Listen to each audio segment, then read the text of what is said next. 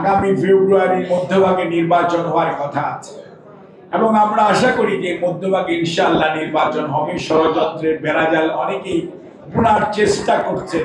এত টেলিভিশন ছিল না, মনে রাখতে হবে। টেলিভিশন, আজকের টেলিভিশন জিয়া রহমানের অবদান। 79 এই পৃথিবী বাংলাদেশে এই রঙিন টেলিভিশনের তো ব্যক্তি 71 সনে ছিল না, তখন ওই ট্রানজিস্টারই ছিল, সেটি আমরা শুনেছি। আজকের এই বাংলাদেশে পর্যন্ত আসার জন্য শিমুল ভাই তার বক্তব্যে মোটামুটি ধারাবাহিকভাবে জিয়া রহমান, খালেদা জিয়া বা আগামীর বাংলাদেশ কেমন হবে বলার চেষ্টা করেছেন এবং সত্যি উপস্থাপন করেছেন। সময়ও এমন যে জোহরের আজান দেবে, নজরুল ভাই বলবেন, ওইসব বিষয় আমি না যে আমি যদি এইটুকুই বলতে চাই যে আজকে শ্রমিক মানে কি?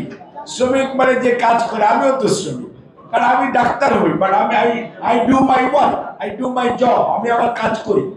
আমি যদি কাজ না করি আমার তো কোনো অন্য করি না। আমার কাজ কি? আমি হাত দিয়ে দেখি, কানে শুনি, তারপরে অপারেশন করি বা যাই করি, আই ডু মাই জব। আর এখানে আমরা যারাই আছি দিস ওয়ে দ্যাট ওয়ে আমরা কিন্তু শ্রমিক। যে মানুষটি ঘরে বাড়িতে কাজ করে সেও তো এখন, আগে আমরা বলতাম কাজের মানুষ, এখন বলি আমরা গৃহকর্মী, এখন মনে হয় কত নাম আছে, বাট এভরিবডি ইজ শ্রমিক। শ্রমের মর্যাদা এবং শ্রমের মজুরি এবং সম্মান এটি অবশ্যই আমরা যদি যথাযথভাবে দিতে না পারি তাহলে সত্যিকার অর্থে দেশ এগোবে না। আমরা যদি তুচ্ছ-তাচ্ছিল্য করি এবং যেটি আমরা করতে অভ্যস্ত, তবে আগের যে অবস্থার পরিবর্তন হয়েছে কিন্তু তারপরেও পর্যাপ্ত পরিবর্তন হয় নাই। কাজে আমরা মনে করি যে শ্রমজীবী মানুষ যারা আমরা, আপনারা সহ, আমরা যারা এখানে নাই, যারা বাইরে আছে তারা সহ, এই শ্রমজীবী মানুষকে যদি আমরা যথাযথ সম্মান এবং শ্রদ্ধা এবং তাদের যে ন্যায়সঙ্গত মজুরি এবং শ্রমের কাজ করার যে পরিবেশ, এটা যদি আমরা সুনিশ্চিত করতে না পারি তাহলে একটা শ্রমিকের স্বাস্থ্য ভালো থাকবে না, কাজ করতে পারবে না। একটা শ্রমিক এর পেট ব্যথা করছে, সে কিভাবে কাজ করবে? সে রাত্রে ঘুমোতে পারে, তার ঘুমার জায়গাটা ভালো না, তাহলে সে কিভাবে কাজ করবে? অর্থাৎ আপনাকে মনে রাখতে হবে, আপনি যদি আউটপুট চান, অর্থাৎ কারো কাছ থেকে কোনো কাজ চান, তাহলে আপনাকে পর্যাপ্ত পরিমাণ সেই পরিবেশটা সুনিশ্চিত করতে হবে। কাজে আজকে 2025 সনে দাঁড়িয়ে শেষ, মানে নভেম্বর মাসে আগামী ফেব্রুয়ারির মধ্যভাগে নির্বাচন হওয়ার কথা আছে এবং আমরা আশা করি যে মধ্যভাগে ইনশাআল্লাহ নির্বাচন হবে। ষড়যন্ত্রের বেড়াজাল অনেকেই পুনর চেষ্টা করছেন। টানা তৃতীয়বার অর্জন করেছে দেশের সেরা সুপার ব্র্যান্ড স্বীকৃতি বসুন্ধরা টিস্যু। কেউ বিভিন্ন ধরনের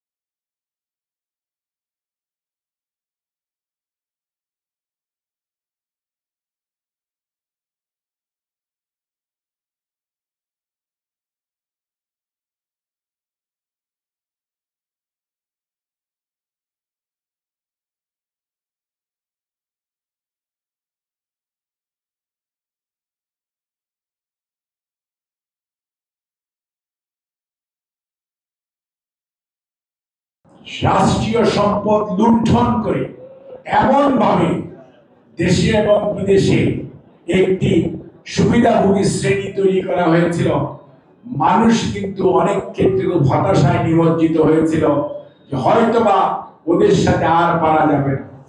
কিন্তু আল্লাহ তাআলা কিন্তু তার কোরআন শরীফে বলেছেন, আমি মানুষকে অবকাশ দেই নির্ধারিত সময় পর্যন্ত, নির্ধারিত সময়ের মধ্যে যদি ফেরত আসে খুবই ভালো, না আসলে উলট পালট করে দেই।